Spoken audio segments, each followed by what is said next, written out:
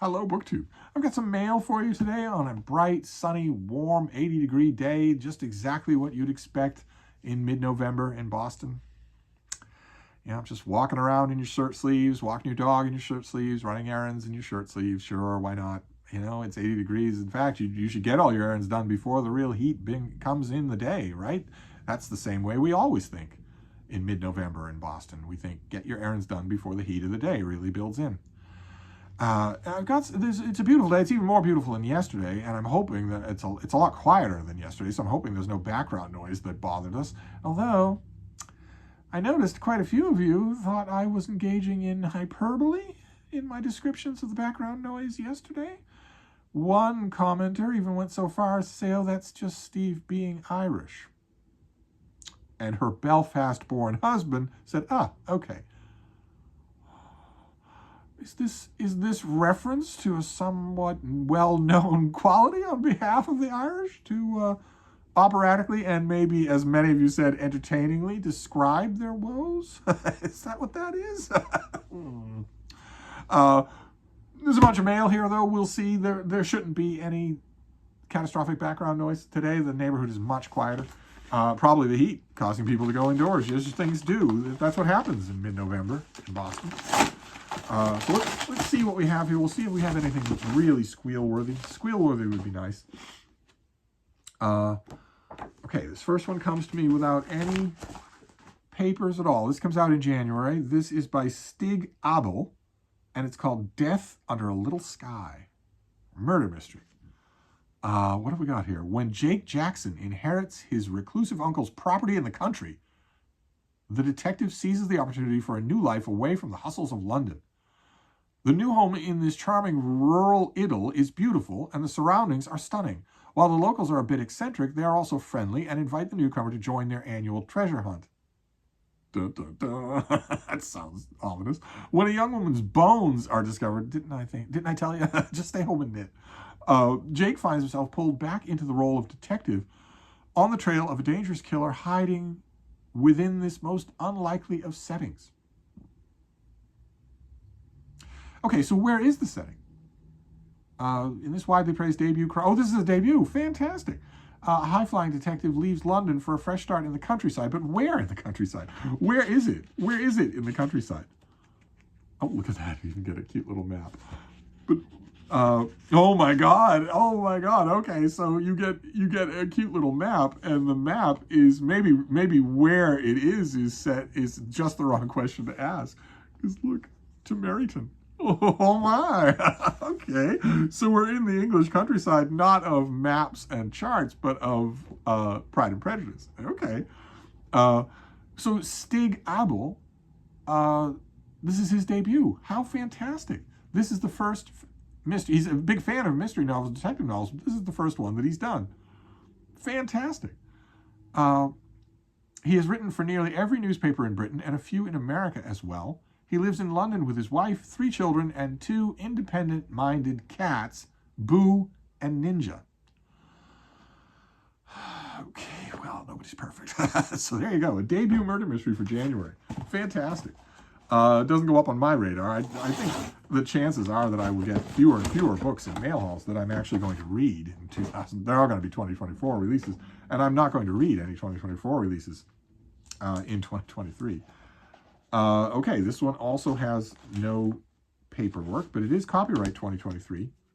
I don't know when this comes out, but this is by Stephen Moore, and it is called Strike of the Sailfish, 2 Sister Submarines, and the Sinking of a Japanese Aircraft Carrier. Very lovely design here. These are just, God help us. So let's hope that the era of ugly American covers is over. Wouldn't that be great? So this is a work of nonfiction. It has fantastic photographs there. What have we got here? In 1939, off the New England coast, the submarine U.S. Squalus accidentally sinks to the bottom of the sea during a training exercise, killing half her crew. Deb survived.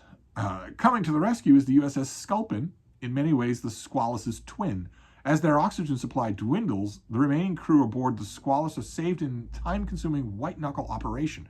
Eventually, the sunken submarine is raised, repaired, and returned to duty with a new name, the Sailfish. So we've gone from shark to sailfish. 4 years later, on patrol during the darkest days of the Pacific War, the Sailfish's radar man picks up the telltale signs of a Japanese convoy known by English and U.S. intelligence to include aircraft carriers, the most formidable of all enemy ships. Never before has an American submarine taken down a carrier, much less in the middle of a typhoon. Immediately, the crewmen swing into action, embarking on a deadly game of cat and mouse as this once dead boat barely evades the enemy cruisers to stalk closer and closer to their prized target. Little do they know that aboard the Japanese carrier are survivors of an attack on the USS Sculpin, the very boat that saved the squalus turned Sailfish back in '39. Fantastic. Absolutely. Ah, look at that. Fantastic. Okay, well, I'll read this tonight. So Stephen Moore is a sixth-generation Texan and graduated from the Stephen Austin State University at Nacogdoches in Texas, where he studied advertising, marketing, and journalism. He's the author of 24 books on World War II, Vietnam, and Texas history, including Patton's Payback and Blood and Fury. And he lives in Texas. He lives in Latana, Texas. But I don't see... Oh, fantastic. So he graduated from Stephen Austin State University, where he studied advertising, marketing, and journalism. No history degree. Wonderful. Fantastic. Okay, so he's written all those many books. Have I read anything by this guy? Blood and Fury, the World War II story of a tank sergeant. I don't know that I read that. I'd have to see the cover. Battle Stations, how the USS Yorktown helped turn the tide at Coral Sea and Midway. Oh, I must have read this guy before. I must have. Texas Rising, the epic true story of the Lone Star Republic and the rise of the Texas Rangers. I'm going to have to see. I think that I read Blood and Fury.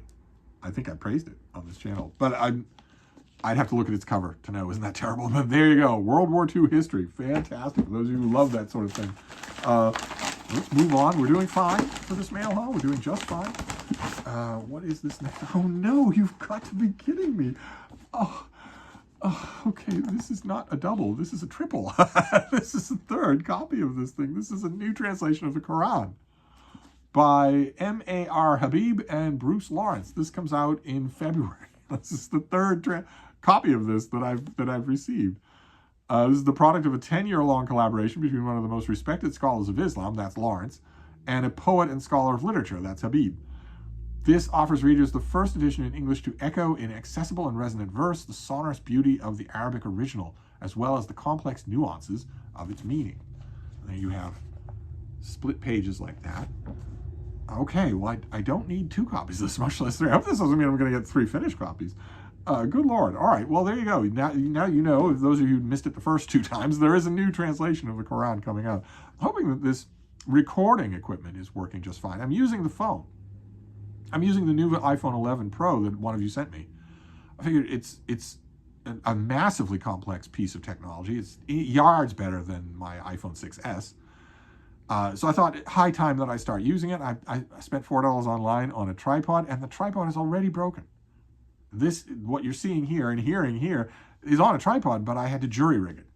So clearly, if I'm going to be filming on this phone, and I think I am, I kind of like it. I remember how convenient it is now. I used to film a lot on a phone. If I'm going to do that, I think, I don't usually like BookTube to dictate any kind of expense, but I think this calls for me to buy a good tripod, a really good tripod instead of, a crappy $4 one. But anyway, we'll move on to the last thing here, which is a box. I think the one thing about filming on the phone that I need to remember, the knack that I haven't quite remastered, is where to look. Because on a laptop, you just look dead straight at the camera. But here, the camera is not dead straight on the phone. So I'm hoping that I will just get better at that as I go along. What have we got here in this box? I'm really hoping it's not the Quran. no offense, but I'm really hoping that it's not. What is in here? Oh, it's one. Oh, fantastic. Oh, great. It's one book. This is the finished copy of something we've already seen, Christopher DeHamel's book, The Manuscript Club. And I wanted the finished copy, as you can see right there from the spine. I wanted the finished copy because it's lavishly illustrated with manuscripts and all sorts of other things. Look at that. And it's a big, heavy thing because of the all of the illustrations that are all throughout here in color. And I knew when I was looking at my, I've been deeply ensconced in the advanced reader's copy, specifically because, you know, it's a really dense book. It's really wonderful. It really is good. But I knew when I was going through it that it was going to have lots of artwork like this, and that I'd want the finished copy. Also, the finished copy will have lots of critical stuff that the advanced copy doesn't have. But this is a story of just a small group of people out of the thousands that it could be about. Although it ends up having a cast of thousands, about the people who love books and have shepherded them through the last 1,000 years. It breaks down their roles, so it tries to silo just a bit. You get a whole chapter on one character who is characterized as a publisher, one who's characterized as a bookseller. There are collectors, there are forgers. There's a chapter on forgers, and it ranges over time. So it's not you get a wonderful chapter on Vespasiano, who was an Italian humanist, a Renaissance figure, but you also get wonderful figures on people far later in time. That it's just wonderful, absolutely wonderful. It's a must-have for some if you are interested in the history of the book. If you just read your books and you love them, fine, that's great. So do I. But if you're interested in books too, in the actual thing books and the item books and what people have been obsessed about, this is a book to add to that collection. There's a great body of works like that, but this is so good, absolutely so good. I shudder to think how much this hardcover costs. Oh, $50. Okay, that's a bite. That is no minor thing, but as an indulgence, or if you get an Amazon gift card at Christmas time, or a couple of them, if you're interested in this subject, that would make it painless. And definitely get your library to order a copy of this thing, because it's incredible. Just incredible. Oh, wonderful. Glad to have a finished copy. All right, well, there you go. That wasn't a bad mail haul at all. I didn't look in the right place. I should look at you instead of looking off into the bluebirds. We have the Manuscript Club, the finished copy, a beautiful finished copy. We have the Quran, yet another copy, another advanced copy of this new translation of the Quran. We have Strike of the Sailfish. This is going on the list tonight. I don't know the exact date, but it can't be. If it's 2023, it must be either a December release. And then finally, Death Under a Little Sky. A hotshot detective moves to the provinces, but trouble follows him. He can't escape being a detective. All really good sounding stuff. So that's it for the mail and me looking in the wrong place. I'm going to wrap this up for now, but we'll do mail again. Thank you, BookTube.